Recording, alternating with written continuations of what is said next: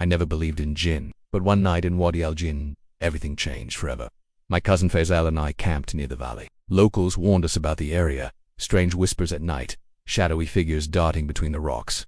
We just laughed. There was no way. As we explored the next day, Faisal scrambled up a rock formation and shouted down triumphantly, "Found it. The well of al-Jinn. Come check this out." I found the entrance hidden behind flat stones. It was cracked and ancient, marked with strange symbols. I leaned over the edge and suddenly cold air rose up from the darkness and I heard it, whispering, not wind, voices, dozens of voices murmuring at once. I couldn't make out the words, but it felt evil, ancient.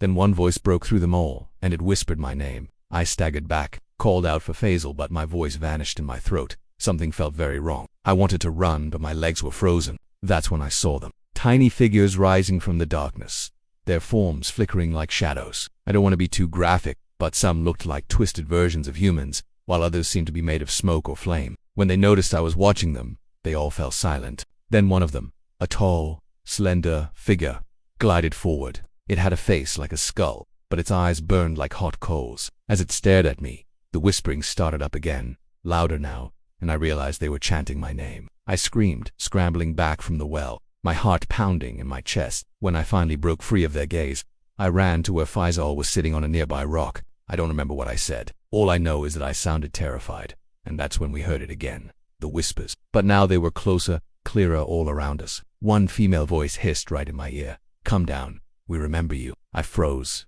my blood turning to ice water. Faisal's face had turned as pale as bone. He grabbed my arm, pulling me away from the well. "We have to get out of here," he whispered urgently. That's when the whispers stopped. Suddenly, the silence was deafening. I nodded, paralyzed with fear. We jumped in the car and I cranked the engine. It wouldn't start.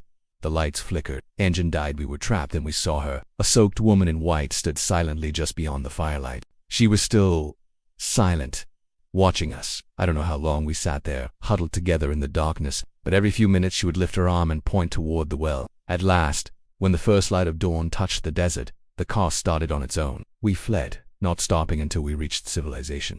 After we returned home, I heard whispers at night, always at 3:13 a.m., her voice, calling me. At first, Faisal tried to rationalize it. "Just the stress," he said, but then he changed. He became silent, haunted. All he did was draw the well, the symbols, her face.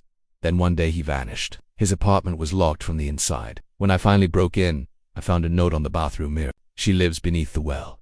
She wants me back." The note wasn't his, it was hers. I knew then that Wadi al-Jinn had claimed him. I had to know more. I returned to the Whispering Valley. Though reason told me to stay away, the well waited for me. The whispers greeted me like an old friend. I looked down into its dark depths, but saw nothing. Then I turned, and that's when I saw her reflection staring back at me from the surface of the well. Behind me, she whispered, smiling, reaching. "They say Wadi al-Jinn breaks nature's rules. I believe that the day I heard the whispers in the wind. Now I whisper, too, from below the well, from the place where the Jinn and the dead reside. And if you ever hear your name in the wind, don't listen.